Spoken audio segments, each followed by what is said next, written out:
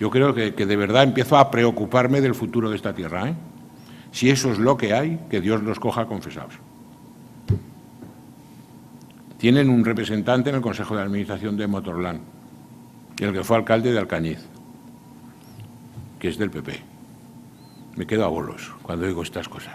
El señor Adolfo Barrena critica el coste de la MotoGP, que tiene otro miembro del Consejo de Administración, la alcaldesa de Alcañiz. Hombre, es que de verdad, yo creo que se lo tendrían que mirar, ¿eh? Si esta va a ser la campaña electoral, que baje Dios y lo vea, ¿eh? Y me preocupa mucho el futuro de esta tierra con estas cosas que se dicen. Es asombroso, es asombroso. Ojalá todo nos saliera como Motorland.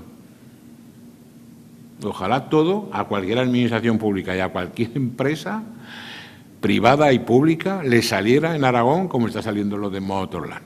Es una ignorancia que es supina. Ignorancia supina quiere decir responsable. Una ignorancia irresponsable. Me quedo preocupado de cara al futuro.